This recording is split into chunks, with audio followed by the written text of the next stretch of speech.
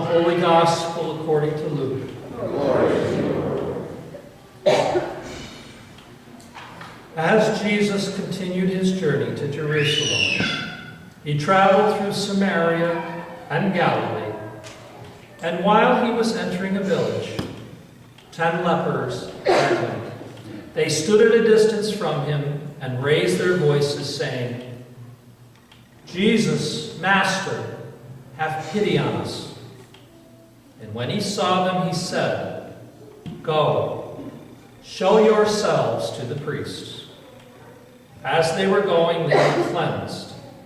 And one of them, realizing that he had been healed, returned, glorifying God in a loud voice.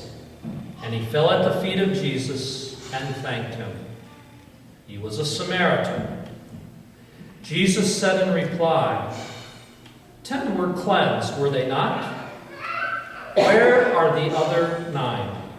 Has none but this foreigner returned to give thanks to God? And he said to him, "Stand up and go. Your faith has saved you." The Gospel of the Lord. Praise to you, Lord Jesus Christ.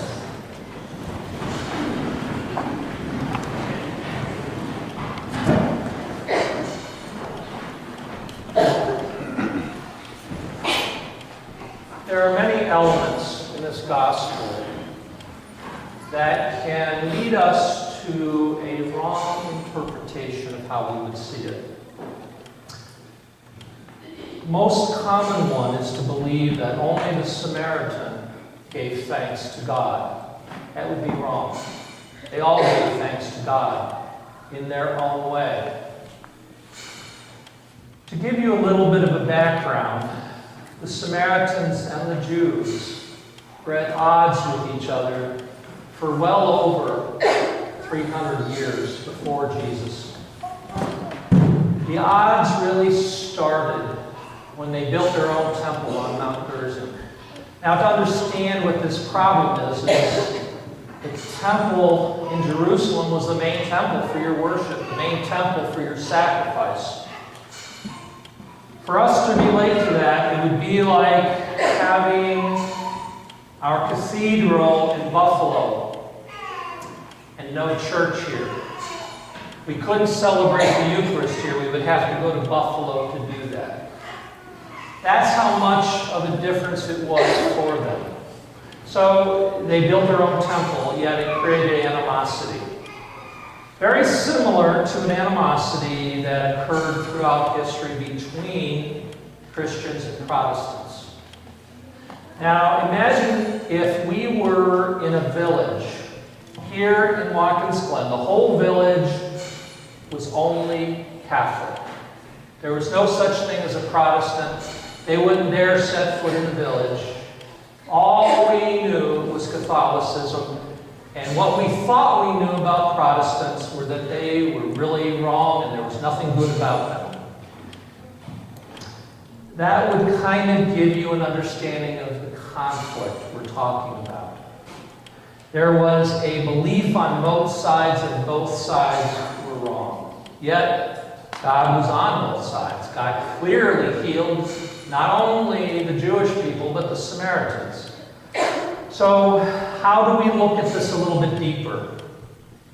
How did those 9 give thanks? Well, if you pay attention in the Gospel, he told them to go show themselves to the priests. The 9 showed themselves to the priest. They did exactly as Jesus asked them to. They showed themselves to the priest. And it was through the priests that they can then be returned to their community. They can be found to be healed, offer the proper sacrifice, and once again be reunited. So what is this about this Samaritan? What's going on here? The way to understand this is to understand each one of us. Though we may be Catholic, and there may be Protestants and Muslims and Jewish and other faiths out there and no faith, we're in this together. We share one very common problem, a malady, It's called sin. Every one of us has that problem. No one is better than another. We are all in sharing that. So, what does our faith help us do then, if that's the case? Remember, church teaches that the Catholic Church has the fullness of faith. We have the most to offer people to reaching Christ, to reaching God. Pay attention to that Samaritan who went back. He realized he was healed. He saw something more and realized he had to go back. He had to go directly to Christ. What often happens in our lives is that we forget that the goal of our church, the goal of everything we do, is to become closer with Christ. Not so much closer to our devotions, though that's not bad. The bad thing would be is if our devotions tend to lead us only to the devotion itself. Now we have thousands upon thousands of devotions in the Catholic Church. The treasure chest is overflowing with these treasures. The most common ones we have: Lectio Divina, Divine Mercy, the Rosary. Even our music can be a devotion. The problem comes when our devotions become an end in themselves. They do not make us walk farther along the road to Christ. And that is what they must do, or we are not practicing them properly.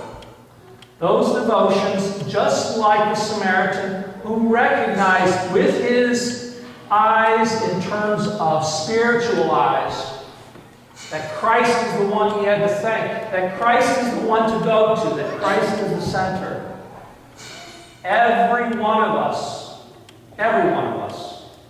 must come to that recognition ourselves, that it is Christ.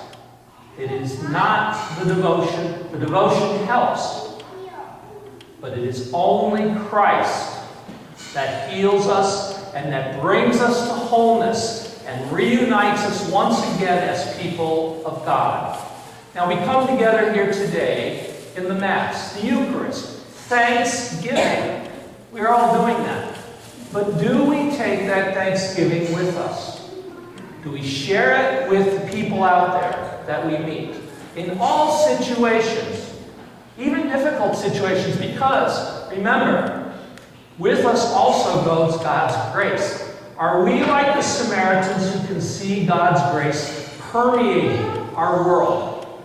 And all we have to do is recognize that grace and lift up the darkness that surrounds it. Or do we turn away and keep doing what we think we're supposed to do? That's the challenge for us. If our devotions do not lead us to recognizing Christ in the world, to recognizing His grace, then we are failing the devotion. We are failing Christ. They must, if they are to be effective, bring us closer to Christ. And in that is gratitude. Everything about our lives should be gratitude for all things. And that's the hard one. Because we want to be grateful for some things, but the bad things, God, take them away from us. But maybe God placed them right in our path, exactly where they belong, for us to show His grace to those who need it. We're not the only ones who suffer. Yet, pay attention to what the apostles did in Acts. When they were chastised for preaching about Christ, the very first thing they did afterwards is thanked God. They thanked God. And that's the reality. If we're not there, we have to work towards that. Our devotion should bring us there. The devotions are not the end, they are the way to get there. Gratitude should be our entire lives. Gratitude for Christ. What Christ has done for us and what Christ does for others.